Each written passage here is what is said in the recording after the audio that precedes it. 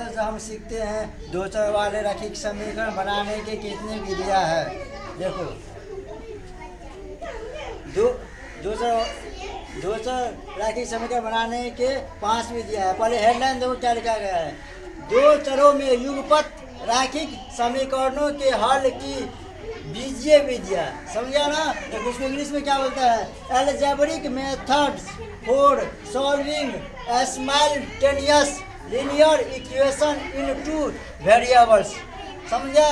देखो ऐसा क्या बोले, सरल युगपत समीकरणों को हल करने की 5 विधियां है। कितना विधियां है? 5 विधियां तुमको दिया गया है। कितना विधियां? 5 विधियां। देखो पहला हम क्या दिया गया है, तुलनात्मक विधि है। क्या है? तुलनात्मक विधि। दूसरा में क्या है, प्रतिस्थापन विधि है। और 3 नंबर में क्या है, लुप्तीकरण विधि है।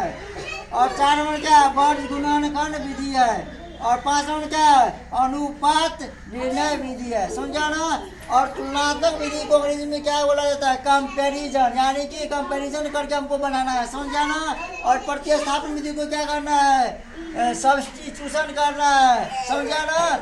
एक समीकरण से दूसरे समीकरण में जाना है, उसी को सब्स्टिट्यूशन। समझा ना? और लुप्तीकरण विधि को क्या करना है, लुप्त करना है। एक मान को लुप्त करना है, दूसरा मान को निकालना है, उसी को बोला जाता है लुप्तीकरण विधि। समझ में? और वर्ग गुणनखंड विधि क्या हुआ है, क्रॉस मल्टीप्लिकेशन। नाम है क्रॉस मल्टीप्लिकेशन।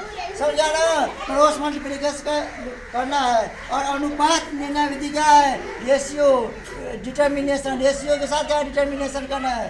समझा ना? ये 5 विधि है। समझा ना? और अगले क्लास में हम पढ़ेंगे क्या, तुलनात्मक विधि कैसे बनाएंगे। पहला से हम स्टार्ट करेंगे, तुलनात्मक विधि कैसे बनाया जाता है। इसके बाद हम प्रतिस्थापन विधि पे चलेंगे। इसके बाद लुप्तीकरण विधि पे चलेंगे। इसके बाद वर्ग गुणनखंड विधि पे चलेंगे। इसके बाद हम विधि पे चलेंगे। समझ गया ना?